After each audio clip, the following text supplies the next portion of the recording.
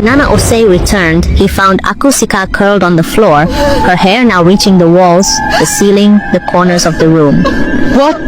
What have you done to me? She sobbed. Nana Osei laughed, a wicked triumphant laughter. What I gave you was no hair, Sika. I gave you evil spirits. You have been possessed by evil spirits who are dwelling on your desire for hair.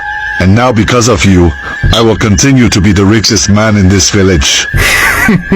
Sika didn't fully understand Nana Osei's words. All she knew was that she was in serious trouble. She tried to run, but he grabbed her wrist and dragged her back into the room. He locked the door behind him, leaving Sika alone with her terrifying hair. The next morning, Sika sat curled in the corner, her fear increasing as the serpents in her hair began to whisper something terrifying. We are hungry. Feed us. At that moment, the door creaked open, and Nana Osei stepped inside. 2 villagers were dragged in behind him, their hands bound, their faces pale with terror. Sika's breath hitched. The serpent spirits are hungry. Nana Osei began. I need to feed them to get what I want. He gestured toward the prisoners, and Sika's hair responded instantly. They lunged forward and grabbed them, consuming them instantly.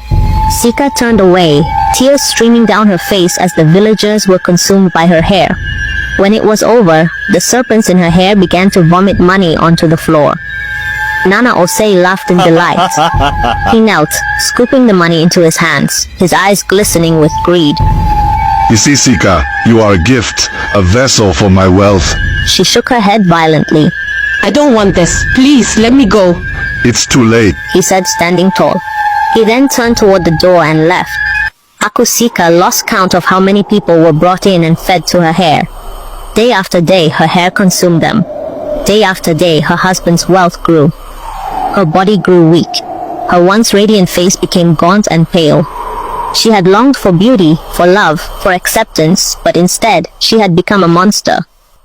As the days passed, the villagers began to talk. Where is Akusika? Why hasn't she stepped outside to flaunt her beauty? Her parents believed she was simply enjoying her new life. She is finally happy, they said. But Obeng knew better. Something was definitely wrong. He began to watch Nana Osei's home, sneaking around its edges, listening, waiting. Then one night, he saw something that sent shivers down his spine. A group of bound villagers being dragged into the house under the cover of darkness. His blood ran cold. Something sinister was happening, and he needed to act fast. One evening, while Nana Osei was away, Obeng crept into the house. He moved silently, his heart pounding. The house was eerily quiet. One evening, while Nana Osei was away, Obeng crept into the house. He moved silently, his heart pounding. When he walked into the dimly lit room, he froze. Sika sat in the corner, her body skeletal, her face ghostly pale. But it was her hair that sent shivers down his spine. It was moving. The strands twisted and coiled like living snakes, slithering around her. Obeng's breath caught in his throat. Sika lifted her weary eyes and saw him. Obeng, help me. Please save me. She whispered. He took a step forward, but the hair suddenly lunged at him. He stumbled back as the strands snapped at him like fangs, narrowly missing his face. Terror gripped him. He turned and ran for his life. Obeng burst into Sika's family home, his chest heaving. Akusika is in danger, he cried. Her parents gasped in horror. The village elders were gathered immediately.